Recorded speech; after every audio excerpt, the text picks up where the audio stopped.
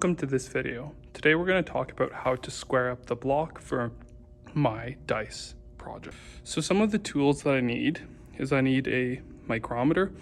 I have a 1 to 2 inch mic. You can grab any size of material you have and just make it square. I also need a machinist square here or any kind of square just so I can check the squareness of my block. So what I'm going to do whenever I come up to a workpiece, what I like to do is I like to measure it to make sure I have enough material. So I've already measured everything. I have enough material.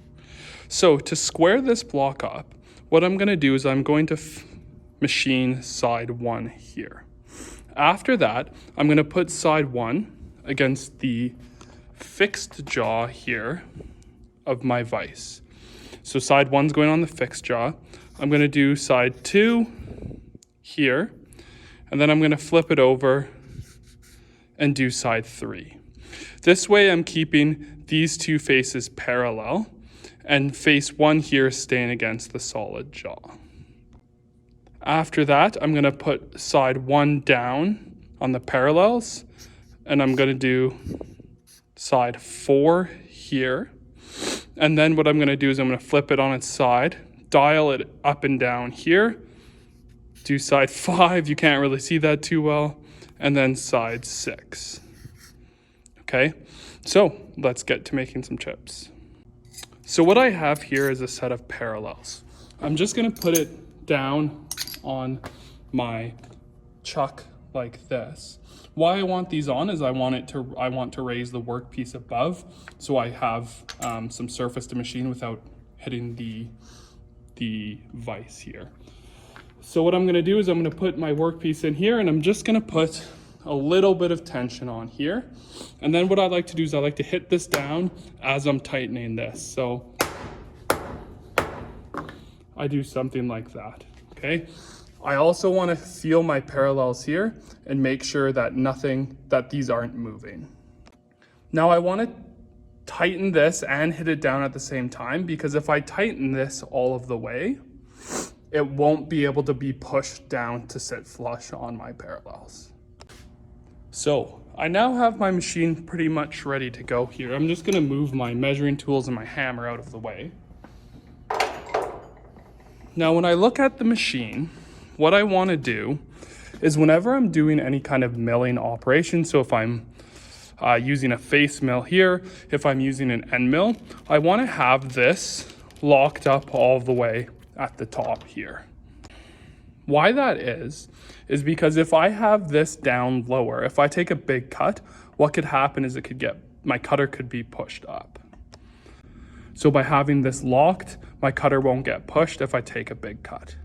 So let's take my first cut here. So I'm going to get my machine going. Okay, and I'm going to move this till I can see my cutter over top of my workpiece, and I'm just going to raise this up. And I'm just going to bring it up until I start to see some chips come off. So I'm feeding.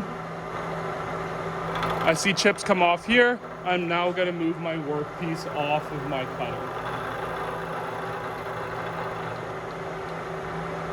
Now for the first side of 2 parallel sides, I'm just going to take a little bit of material off. I just want to take enough to clean that surface up. My machine has a DRO, so now that I'm touching, I'm just going to hit 0 here.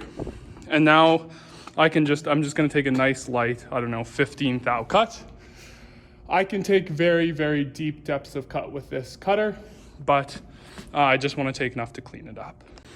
If you don't have a DRO like me, I also have graduated scales and dials, very similar to your lathe on these mills.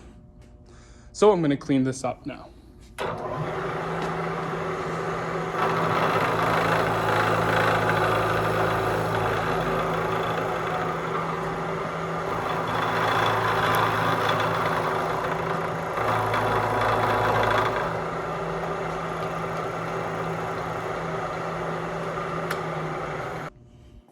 So I'm gonna pop my piece out, and I'm just gonna give the edges here just a quick deburr. I have my one surface done here.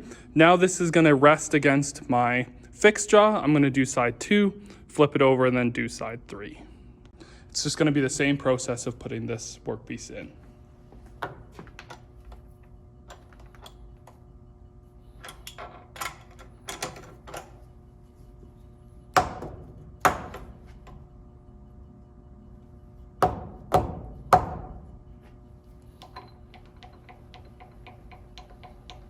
So again, I'm just gonna do the same process of touching this off.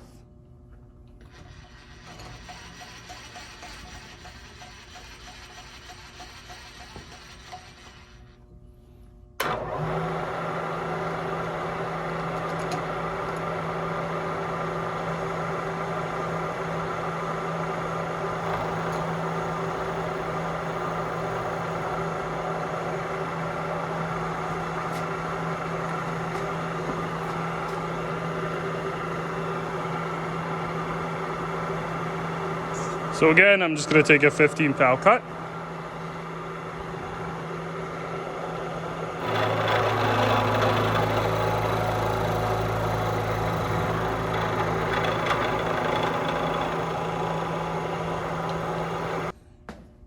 So here we go. I have my machine side I just machined.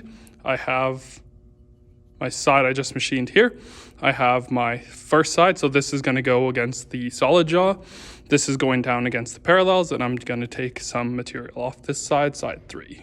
So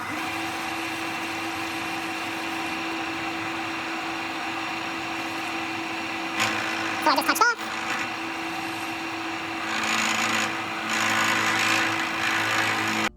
Okay, so I'm gonna take a measurement now.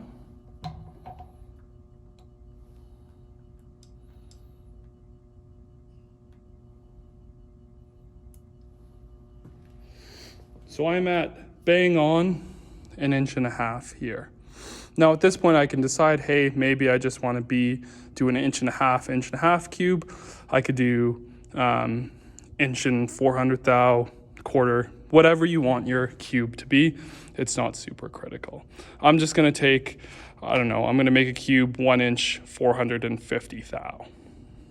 So like on my lathe, I don't want to go right to my size. I'm going to take 2 25 thou cuts just to make sure I hit my size correctly. Now I also want to check all 4 corners. I will have to move my machine out of the way. But what I'm looking for is I want to make sure everything's sitting flush and square here. So I'm going to take my 50 thou cut now. Or 2 25 thou cuts, sorry.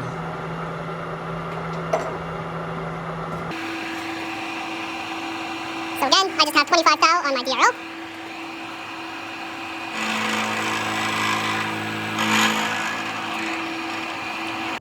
So I have 50 thou here. If I wanted to use my, my scale on my graduated dial, each one of these lines is 25 thou. So all I would have to do is just bring this up. Oops, too far. 25 thou here. So again, I'm just gonna knock off any burrs that I have on my workpiece. If I don't take these burrs off, what will happen is as it's sitting on the parallels, it will skew kind of like this. So I won't be able to have the parallel sit flush down. So that will cause me a lot of problems because I won't be able to get my workpiece to sit down because there's a burr on it. Okay, so now I'm gonna check the squareness of my blocks.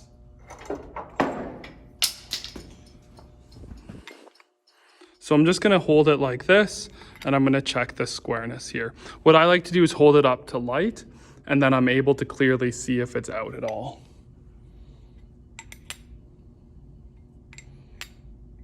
And it looks good to me. So what I'm gonna do now, I'm gonna put the first side down flush on my parallels and I'm gonna machine this side.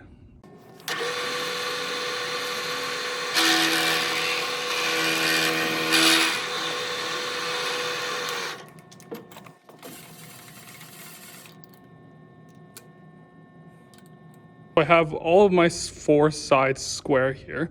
Now I'm going to stand it straight up and run a dial along here. I have my dial set up here.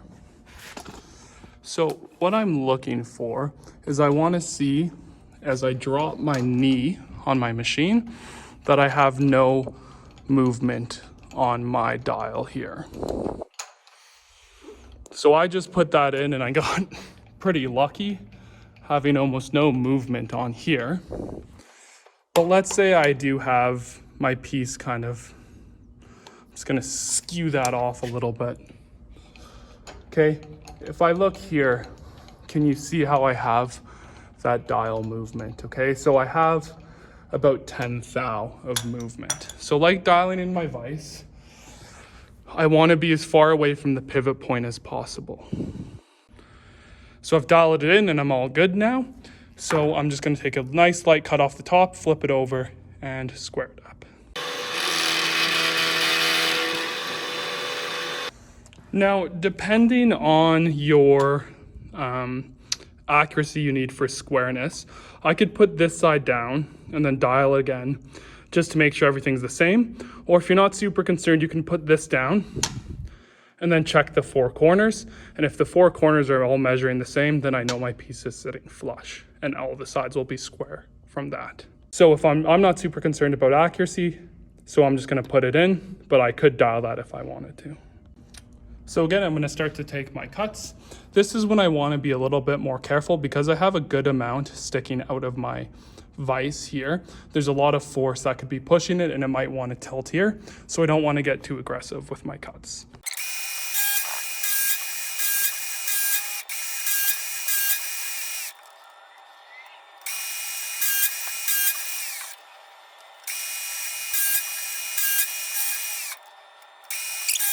My block all deburred and squared up now, and that's all I have for this video today.